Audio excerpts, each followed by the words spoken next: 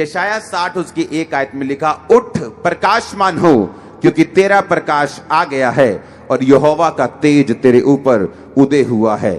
Arise shine for the light is come and the glory of the Lord, कि जो glory है खुदावंद की वो तेरे ऊपर उदय हुई है, तेरा प्रकाश आ गया है। अब तू क्या कर, अब तू शाइन कर, अब तू प्रकाशमान हो। क्यों शैतान चाहता है कि आप ग्लोरियस प्रेजेंस के नीचे ना रहें?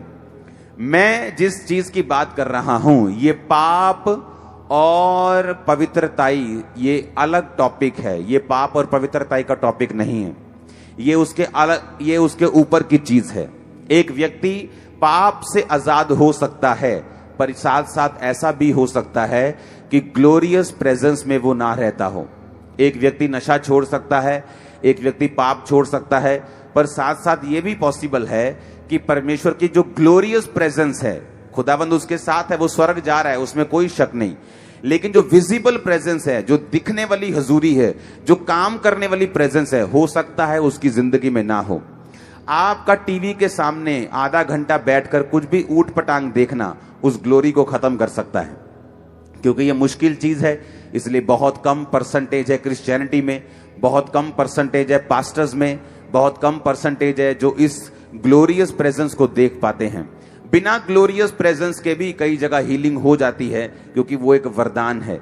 लेकिन जब ग्लोरियस प्रेजेंस आपकी लाइफ में उतरती है, वो एक प्रोटेक्ट करने वाली भी होती है, वो लंबा लेके जाने वाली भी होती है, और वो उन मिरेकल्स को परमानेंट रखती है, और लोगों के दिल बदलते हैं जब वो ग्लोरियस प्रेजेंस के नीचे आते हैं। अब जब आप ये देखते हैं कि परमेश्वर की विजिबल ग्लोरी, महिमा आपकी लाइफ पे कैसे उतरेगी, मैंने कहा एक 15 मिनट की फेसबुक सर्च भी उस ग्लोरी को खत्म कर सकती है। इसलिए मैंने कहा ये पाप और पवित्रताई का मसला नहीं है कि अगर आप पाप में नहीं हैं तो आप ग्लोरियस प्रेजेंस में हैं, ऐसा नहीं है। हो सकता है आप पाप में भी ना हों, लेकिन अभी तक आप डिस्ट्रैक्ट हों, अभी तक आप सांसारिक अफेयर्स में इतना घुसे हुए हैं कि आप उसकी प्रेजेंस को महसूस नहीं कर पा रहे और वो आप पे उतर नहीं पा रही। शैतान ये नहीं चाहता कि आप पर परमेश्वर की प्रेजेंस हो। क्यों? क्योंकि शैतान को इसके असर मालूम है, क्योंकि वो खुद भी, जो लूसीफर शैतान था, वो खुद भी उस प्रेजेंस में रहता था। उसे उस प्रेजेंस में रहने का असर मालूम था, उसे उसका जो ताकत है ग्लोरी की, महिमा की, उसकी हुजूरी की, उसे वो मालूम है। इसलिए वो ये नहीं चाहता कि आप उसकी प्रेजेंस में रहें। जो लोग आधा पौना घंटा प्रार्थना करते हैं वो अच्छा करते हैं, लेकिन मैं आपको बताना चाहता हूं, जब आप शाम को या सुबह, खासकर अगर आप रात को प्रार्थना करने के लिए बैठते हैं और अगर आप 45 मिनट आप प्रार्थना करते हैं, तो भी आप इस ग्लोरियस प्रेजेंस में एंटर नहीं कर सकते, क्योंकि आपको 45 मिनट सिर्फ यही रहेगा, मुझे कौन सा काम नहीं करना, मुझे कौन सा पाप नहीं करना, मुझे ये चीज़ नहीं देखनी, मुझे ये चीज़ करनी है, मुझे ये प्रेयर करनी है, मुझे परमेश्वर से ये कहना है, मुझे परमेश्वर से ये बात बोलनी है, फलाने ने मुझको ताना दिया, परमेश्वर उसको जवाब देगा, मुझे ये प्रार्थना करनी है, अरे नहीं मुझे उसको माफ़ करना है, अरे नहीं मुझे उस विरोधी को माफ़ करना है, अरे नहीं गुस्सा आ रहा है उसके लिए प्रार्थना करता हूँ। 45 मिनट इसी चीज़ में आप घुसे रहेंगे, कभी माफी मांगेंगे, कभी प्रार्थना करेंगे, कभी अपनी रिक्वेस्ट परमेश्वर के सामने रखेंगे, लेकिन आप ये चीज भूल गए कि इसके आगे भी एक क्षेत्र है, इसके आगे भी एक रेल्म है, इसके आगे भी कोई चीज है जिसे हमने पाना है। जिस तरह जब पुराने नियम में जब वो परमेश्वर के भवन के अंदर जाते थे तो वहां के 3 हिस्से थे। एक हिस्सा जो बाहर वेदी, जहां हाथों और पांव को धोते थे, कि हाथ पांव को धोकर फिर वो पवित्र स्थान में जाते थे जहां पर दीवटें पड़ी होती थी। उसके बाद परम पवित्र स्थान जो अंदर होता था, जहां पर परमेश्वर का संदूक पड़ा रहता था। जो बाहर का स्थान है, जो पवित्र स्थान में जाने से पहले, जहां पर हाथों और पांवों को धोना, अपने गुनाहों की क्षमा मांगना, प्रभु जी मैनू माफ कर दो, प्रभु जी मैं प्रेयर नहीं कर पा रहा, प्रभु जी मेरी प्रेयर नू वधा दियो, प्रभु जी मैं आ काम करना चाहना, प्रभु जी मैनू इस्तेमाल करो पर मेरी लाइफ च पवित्रता ही नहीं है, परमेश्वर जी तुसी ऐदा करो ऐदा करो। ये सारी चीजें सबसे पहला रेल्म है, जो कि भवन के बाहर का, जिसे हम तौबा का क्षेत्र कहते हैं, जहां आप तौबा करते हैं, जहां आप परमेश्वर के सामने जाते हैं, जहां आप अपनी रिक्वेस्ट रखते हैं, आप प्रार्थना रखते हैं। आप किसी सीरियस पाप में भी नहीं हैं, लेकिन फिर भी आप अगले स्थान पे प्रवेश करने के लिए आपको इंतजार करना पड़ता है। हो सकता है आपके पास प्रार्थना के शब्द खत्म हो जाएं और फिर भी आप परमेश्वर की प्रेजेंस में बैठे आप वर्शिप सुन रहे हैं, जस्ट वर्शिप सुन रहे हैं। कोई फोन नहीं, कोई व्हाट्सएप नहीं, कोई फेसबुक नहीं, कोई वचन नहीं आप जाके सुन रहे हैं अभी फेसबुक के ऊपर। आप जस्ट वर्शिप कर रहे हैं, आप जस्ट प्रेयर कर रहे हैं, आप जस्ट इंतजार कर रहे हैं। आपको फिर मालूम होगा कुछ देर के बाद कि अब अगला स्थान जो परमेश्वर का आ रहा है, जो अगला आपको ग्लोरी जो महसूस होनी शुरू होगी, वो चाहता है परमेश्वर हर एक विश्वासी की जिंदगी में हो। जब वो आपकी जिंदगी में होती है, एक्चुअल में वो चेंज करती है चीजों को। जस्ट सडनली आपके भाई को, आपकी बहन को, आपके बच्चों को, आपके फाइनेंस को वो हिट मारती है, वो हथौड़े मारती है जो आपका पहला क्षेत्र नहीं कर पाता। वो उस स्थान में, अलग स्थान में, आगे और आगे, जहां पर आपके पास शब्द नहीं होते प्रार्थना करने के, लेकिन आप परमेश्वर की प्रेजेंस में बैठकर उसको सोखते हैं। मैं आपको दावा करता हूं 90% पास्टर्स भी वहां तक नहीं पहुंच पाते।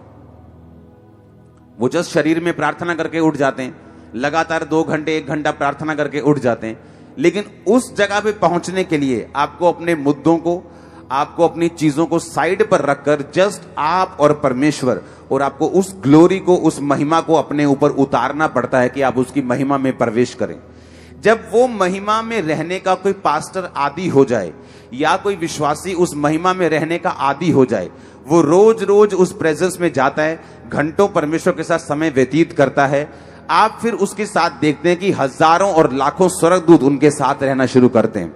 वो जहां भी जाते सक्सेसफुल होते हैं, जिस काम में हाथ डालते सक्सेसफुल होते हैं। रीजन यही है क्योंकि वो ग्लोरियस प्रेजेंस जो है वो उनके साथ रहना शुरू कर देती है। इसलिए उसने कहा उठ और प्रकाशमान हो, क्योंकि तेरा प्रकाश आ गया और यहोवा का तेज, ग्लोरी, गॉड्स ग्लोरी जो है वो तेरे ऊपर उदय हुई है। कि खुदा की लाइट, खुदा की रोशनी, खुदा का तेज तेरे ऊपर जो है वो उदय हुआ है। प्रकाशमान हो, उठ प्रकाशमान, शाइन लिखा, अराइज, उठ जा और शाइन कर। तेरे फाइनेंस में, तेरी लाइफ में तू शाइन कर। मैंने बिजनेसमैन की लाइफ के ऊपर ग्लोरी देखी है। उनका जो बुलाहट थी वो एज ए पास्टर नहीं थी, एज ए प्रीचर नहीं थी, एज ए इवेंजलिस्ट नहीं थी, एज ए बिजनेसमैन थी। कि उनको एज ए बिजनेसमैन बन के चर्च के कामों को सपोर्ट करना था। अगर हम सभी प्रीच करने लग जाएंगे तो चर्च को बनाएगा कौन? अगर हम सभी पैसा कमाने चले जाएंगे तो प्रीच कौन करेगा? अगर सभी को परमेश्वर बड़ा बिजनेसमैन बना देगा तो सफाई कौन करेगा? हर एक बंदे का एक रोल है, हर एक बंदे की एक बुलाहट है, उसे उस बुलाहट को समझना है और ग्लोरी के नीचे रहना है। अगर मैं प्रेरित हूं, पास्टर हूं, मैं ग्लोरी के नीचे रह के सेवा करूं। आप एक बिजनेसमैन हैं, ग्लोरी के नीचे रह के काम करें। आप एक वॉलंटियर हैं, ग्लोरी के नीचे रह के काम करें। मैं कहता हूं पाप तो दूर की बात है, जस्ट आधा घंटा 1 घंटे की डिस्ट्रैक्ट लाइफ भी इस ग्लोरियस प्रेजेंस को खत्म कर देती है। आपको फिर परमेश्वर की प्रेजेंस में जाना पड़ता है कि आप उस ग्लोरियस प्रेजेंस को फिर से परमेश्वर से ले सकें और उस ग्लोरी को फिर से महसूस कर सकें। समझ आ रहा है आज का वचन के नहीं? मुझे मालूम है ये आपको समझ आना चाहिए आज का वचन। आमीन। ये एक प्रैक्टिस है जिसे हर क्रिश्चियन को करना चाहिए।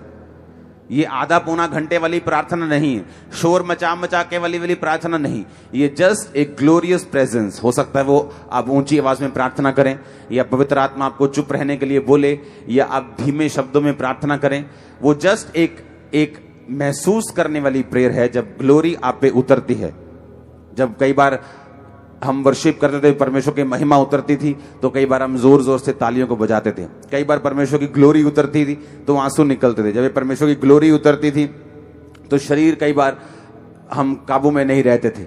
हम पूरा ग्रुप हम जब परमेश्वर की वर्शिप करते थे, तो ये अलग अलग चीजें हैं। जब आप अकेले बैठे हैं, जब परमेश्वर की प्रेजेंस आप पे उतरती है, ग्लोरी आप महसूस करते हैं, उसकी विजिबल ग्लोरी को, आपको मालूम होता है कि आप इनफ टाइम आपने परमेश्वर के साथ बिताया है और परमेश्वर की जो ग्लोरी है वो आपके साथ है। इसे लेने में टाइम लग सकता है, लेकिन परमेश्वर आपकी मदद करेगा। और जिस दिन आपको ग्लोरी में, आपको महिमा में रहना आ जाएगा, आपकी पूरी लाइफ चेंज हो जाएगी। आपको कई बार बरकतें मांगने की भी जरूरत नहीं पड़ेगी, जस्ट वो ऐड होती जाएंगी आपकी लाइफ के अंदर। और ये आपको सुरक्षित, ये आपको ब्लेस्ड रखेगी। ग्लोरियस प्रेजेंस, इसलिए मैंने कहा पाप अगर छोड़ भी दिया है तो हो सकता है आपकी लाइफ में ये ग्लोरियस प्रेजेंस अभी तक ना हो, क्योंकि इसके लिए आपको अगला कदम उठाना पड़ता है। आप भवन के बाहर ही हैं, होदी में आप हाथों और पांवों को पीतल की होदी में धो रहे हैं, लेकिन अभी तक आपने पवित्र स्थान में प्रवेश नहीं किया। पवित्र स्थान के बाद भी एक परम पवित्र स्थान है, वहां पर आपने प्रवेश नहीं किया। जब आप ग्लोरियस चीजों में आगे बढ़ जाते हैं, तो मैं आपको इसका एक्सपीरियंस बताता हूं, जब आप उस लेवल पे चले जाते हैं, उस लेवल पे आप फिर परमेश्वर से कुछ मांगते नहीं, आप किसी चीज के लिए प्रेयर नहीं करते। वो सारी चीजें आप पहले पार्ट में कर लेते हो, पहले 40-45 मिनट में आप प्रेयर कर लेते हो, मुझे ये चाहिए, मुझे वो चाहिए, मेरा काम हो जाए, ऐसा हो जाए, वैसा हो जाए। जस्ट उसके बाद जब आगे जाते हो, आपको जब प्रेजेंस महसूस होना शुरू होती है, आप आगे बढ़ते हो, शब्द कम हो जाते हैं, प्रेजेंस बढ़ जाती। लेकिन एक टाइम आता है जब आप पूरी तरह से परम पवित्र स्थान में जब आप प्रवेश कर जाते हो, पूरी तरह से ग्लोरियस प्रेजेंस में चले जाते हो, वहां फिर आप प्रेयर नहीं करते, आप जस्ट बैठते हो, उसको सोखते हो, उसको थैंक्स करते हो, उसकी महिमा करते हो। वो जानता है वो आप में है, आप उसमें हैं। आप जब निकल के बाहर आते हो रूम से, आप अलग होते हो। आमीन। और ये चीजें अगर, क्योंकि यही चीजें हैं जिनकी कमी आम लोगों में है, एक विश्वासी की लाइफ में इसकी कमी है, उसको नहीं मालूम कि परमेश्वर की महिमा को विजिबली कैसे देखना है। स्वर्ग में जो महसूस होता है मैं यहां पे महसूस कर सकता हूं, ये परमेश्वर ने मुझे अधिकार दिया है। जो स्वर्ग में महसूस होता है वो आप नीचे भी कर सकते हैं, लेकिन उसमें एंटर करने के लिए आपको कितने ही बैरियर पार करने पड़ते हैं। आपको माफ करना पड़ता है, आपको प्रेयर करनी पड़ती है, आपको बैठना पड़ता है, शब्द खत्म हो जाते हैं, फिर वर्शिप के गीत भी खत्म हो जाते हैं, फिर भी आप बैठे हैं, फिर आपको आगे बढ़ना पड़ता है, और आगे और आगे और आगे। फिर आप जस्ट, अगर आप पहाड़ी इलाके में जाएंगे ना, तो जब पहाड़ शुरू हो जाते हैं तब ठंड नहीं होती। आप सोचते हो कि यार मैं नीचे गर्मी से आया हूं, लेकिन पहाड़ शुरू हो गए, लेकिन ठंड नहीं शुरू हुई, अभी भी गर्मी लग रही। आप जस्ट आगे बढ़ते हैं और फिर भी वहां पे इतनी ठंड नहीं है, अभी भी गर्मी लग रही। लेकिन जैसे सडनली 10-12 किलोमीटर और आप टॉप पे जाते हैं, सडनली आपको ठंड लगनी शुरू हो जाती, जस्ट मौसम चेंज हो जाता है। उसी तरह से स्पिरिट में है, आप जब बढ़ते बढ़ते बढ़ते आपको कुछ महसूस नहीं होता, आप प्रेयर करते हैं, जो आपने लिखी है आप वो प्रेयर करते हैं, जो आपके दिमाग में है आप वो प्रेयर करते हैं, जो आपके बाइबल में लिखा है, जो आपको पता है कि मुझे इस विषय में प्रार्थना करनी है, अपने अगुए के लिए प्रेयर करनी है, आप उस विषय में प्रेयर करते हैं।